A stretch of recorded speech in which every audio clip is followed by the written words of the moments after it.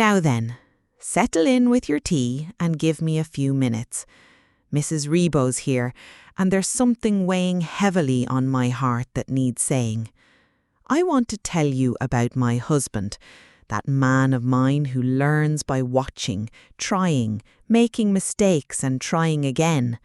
A brilliant mind driven by pure curiosity, so he is, but the system nearly convinced him otherwise. Picture this. A bright boy who could take apart anything and put it back together better, who learned by doing, by seeing, by experiencing the world with his hands and eyes. Curiosity was his fuel, still is to this day. But put him in a convent school desk and tell him to sit still, memorize and repeat, well, that's where the trouble started. They didn't mean harm. Bless their hearts, they thought they were educating him. But what they were really doing was making a visual learner feel defective for not fitting their one-size-fits-all approach. 20 years it took, 20 years, for him to rebuild the confidence they chipped away at. 20 years of thinking he wasn't clever enough, when the truth was he was too clever for their narrow little boxes. Different doesn't mean damaged, and brilliant doesn't always look the same. But try explaining that to a system built for one type of mind. I've watched this man create things that would make your jaw drop. Content that helps people, ideas that spark joy, solutions that come from that beautiful, curious mind of his.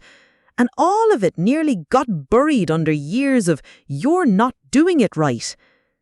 Now then, this breaks my heart because I know he's not alone. How many brilliant children are sitting in classrooms right now being told their natural way of learning is wrong? How many curious minds are being convinced they're not smart enough because they don't fit the mould? The 1970s were a different time, sure enough. If you learned differently back then, you were just labelled difficult or slow. Rudolf Steiner's ideas about different learning styles, hippie nonsense they called it, too soft, too understanding. But here's what I want to say to every parent listening. Your child's mind is not broken if it works differently. That fidgety little one who can't sit still, that dreamer who learns through stories, that hands-on child who needs to touch everything, they're not defective. I could feel it in me waters when I first met my husband. Here was a man whose natural curiosity had been beaten down by years of being told he was doing everything wrong. But curiosity is a gift, not a problem to be fixed. Schools have improved since then, thank goodness. We understand more about different learning styles now, about neurodivergence, about the beautiful variety of human minds. But the scars remain for so many adults who were told they weren't good enough. To those adults still carrying those wounds, listen to me now. You weren't broken then, and you're not broken now. Your mind works exactly as it's meant to work. The system failed you, not the other way around. And to the parents of children who think differently, protect that spark. Fight for accommodations. Celebrate their unique way of seeing the world. Don't let anyone convince your child that different means less than. My husband found his voice through the internet, through creative expression, through finally having tools that matched his visual, hands-on way of learning.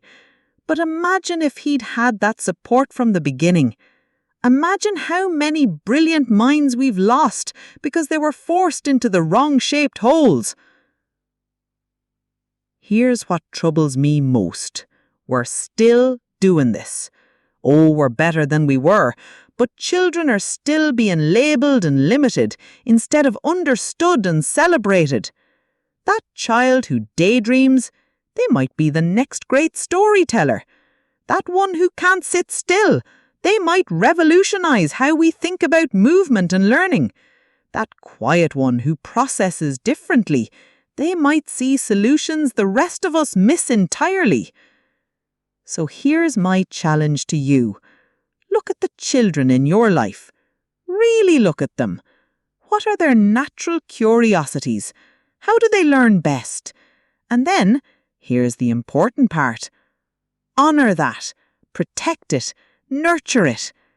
Don't let anyone tell them they're wrong for being exactly who they are. Well, there's my truth about children who think different. Now go see the brilliance in every unique mind you encounter. See you soon, and remember, different is not defective, it's divine.